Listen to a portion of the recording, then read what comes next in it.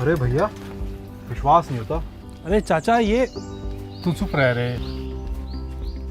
ठीक है, आमदनी तो बढ़ जाएगी, पर बिजली कैसे बनाओगे? ताऊ, देखो, या ऑफिसर ने बात तो एक बड़े बताई कि भाई सरकार ने जनधन योजना शुरू करी थी ना, हम सबको इसका फ़ायदा पता है। और अब ये जो सहकारी चीनी मिलों के लिए योजनाएं बनी है इनसे हम सबकी आमदनी बढ़ेगी। पिछले महीने मैं शादी में अपने समधी गांव गया था, उसने कुछ समझाया था इथेनॉल वगैरह, मैंने उस पर ध्यान नहीं दिया। मैं तो उसके घर के ठाट बाट से चकाचौंध था। ताऊ मुझे भी तो सुन लो। हाँ बोल। यहाँ देखो, मैं समझाता हूँ।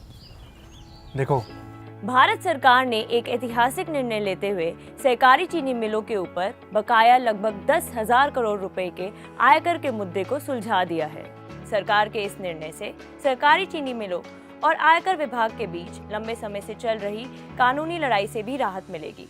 एक अन्य महत्वपूर्ण निर्णय द्वारा सरकार ने राष्ट्रीय सहकारी विकास निगम के माध्यम से उन सहकारी चीनी मिलों को सुगमता से ऋण उपलब्ध करवाने वाली 10,000 करोड़ रुपए की एक योजना शुरू की है, जो अपने मिलों में इथेनॉल और बिजली उत्पादन के लिए प्लांट लगाना चाहते हैं अथवा जिन्हें कार्यशील पूंजी की आवश्यकता है। आपकी जानकारी के लिए बताना चाहूंगी कि सहकारी चीनी मिलों के ऊपर 2 करोड़ गन्ना किसानों की आजीविका निर्भर है।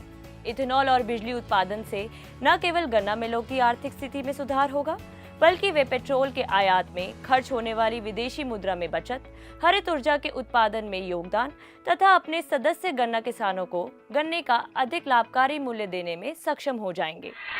एक महत्वपूर्ण फैसले के तहत शुगर कोऑपरेटिव द्वारा 16-17 के पहले किए गए पेमेंट पर टैक्स छूट दी गई है। इससे शुगर कोऑपरेटिव को 10,000 करोड़ का फायदा होगा। पहली बार रिट्रोस्पेक्टिव इफेक्ट से टैक्स में किसी को फायदा मिला है तो कोऑपरेटिव चीनी मिलों को मिला है। ये वास्तविकता हमने क्या। एक प्रश्न है कि इथेनॉल के लिए फाइनेंस नहीं मिलता है क्योंकि अभी हालत कुछ चीनी कोऑपरेटिव चीनी मिलों की खस्ता हालत है। पहले तो एनसीडीसी ने एक फैसला ले लिया, महाराष्ट्र की सारी चीनी मिलों को हम डायरेक्ट महाराष्ट्र सरकार के थ्रू फाइनेंस करेंगे और आरबीआई चीनी सेक्टर, कोऑपरेटिव चीनी सेक्टर के नॉर्म्स को भी थोड़ा रिलैक्स कर उनको सरलता से ऋण मिल पाए, इस प्रकार की व्यवस्था करने जा रही है। अब तो अपनी बेटी की शादी की तैयारियां करना शुरू कर दे।